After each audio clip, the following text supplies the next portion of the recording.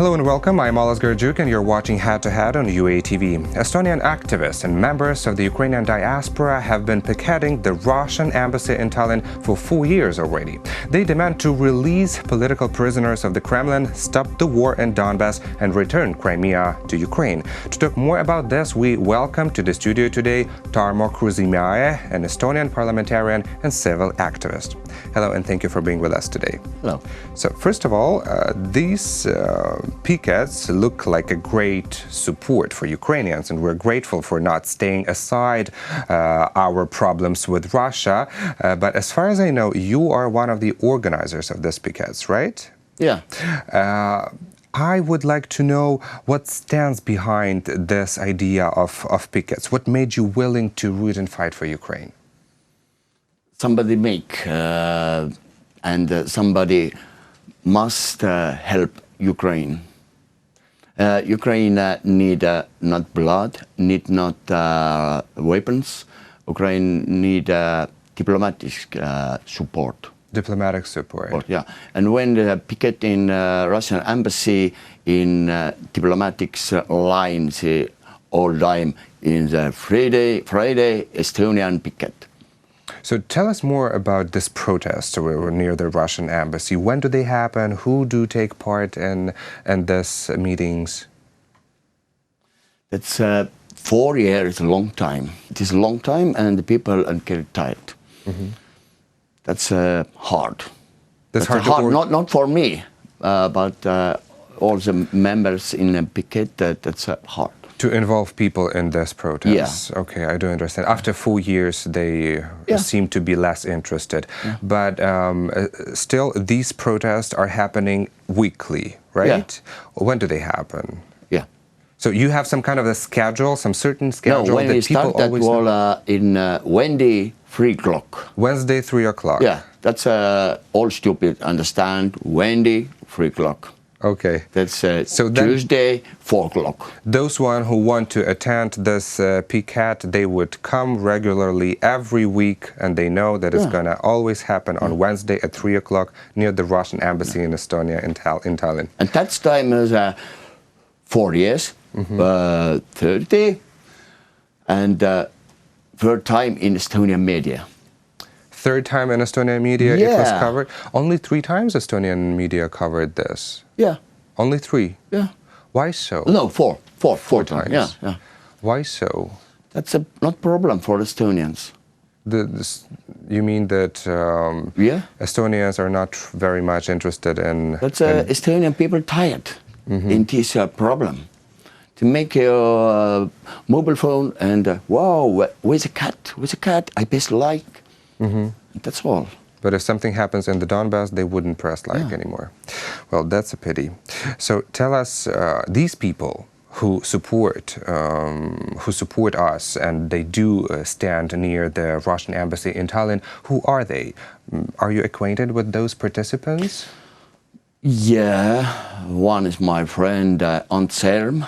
We're all in one political party. Okay. And Aivar Kivisin in one is Miss Marianne Kelam from Estonian diaspora in USA. And she, old lady, and say, I was in Washington and give freedom to Estonia, and then I come in and live in Estonia. I say freedom to Ukraine. To Ukraine. So now she's rooting for Ukraine. Yeah. This is fascinating. This is nice. What slogans do people chant while these protests are happening? I mean, what do they demand exactly? When we started was freedom to Savchenko. Yeah, when she was arrested. Savchenko, freedom Eston Kohver, then freedom Illar Dadin, free Savchenko. Free Sushchenko. Sushchenko, right? Yeah. Maybe stop Putin criminal, Putin tribunal. Yes. Нет Soviet, да, svoboda. Крымце Украина. Расизм не пройдет. This is interesting. This one is interesting. Has there been any response from the Russian embassy? Yeah. Sometimes we say that we not like when they're in the street and come in the next street. You say, okay, no problem. When you take the Crimea, Ukraine, we come in the next street. So they're asking you to move to the other street, and you're just replying that, okay, give this Crimea back to Ukraine, and then we will move to the other street. Well, this is a good answer. I actually would like to ask you also, I do know that Estonian governors visited the front line in eastern Ukraine in September. I mean, there are some dialogues between Estonia and Ukraine, how to restore the territorial integrity of Ukraine. And those who were visiting in September were the representatives of the Foreign Affairs Committee of your parliament. Did they raise the issue of war in eastern Ukraine at the parliament meeting afterwards, after they visited the front line in the Donbas in September? It's like a small talk.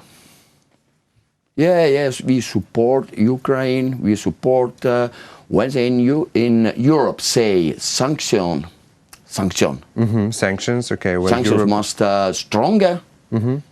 I understand, but sanction not work it. Sanctions are not working, that's what you mean. Also, I know, I want to touch a little bit different aspect, not about protest near the Russian embassy. I know, I think that you know that Ukraine has this dire and bitter language question here, and the population is divided onto Russian-speaking society and the Ukrainian speakers. And the very first attempts to promote or demand the Ukrainian language were met with some kind of controversy and sometimes anger. So I do know that you have in Estonia this law on language knowledge, and I do know that you were proposing this amendment to the law to increase the fine 10 times as a penalty for not knowing the Estonian language, right? Yeah. So as far as I'm assuming that your country is facing kind of similar problems. Could you tell us what is being done in Estonia, and maybe there are some actions that have proved their efficiency, I mean in real life, that you could recommend for Ukrainian parliamentarians? I think in Ukraine it is not problem. Ukraine and Russian language is understand all the time, but when the Estonian come to shopping and is not can't shop when you not understand Russian language, this is problem. Because and the penalty is so little, and so if you not understand Russian language, you're not shopping in you cannot shop. Yeah. This is ridiculous.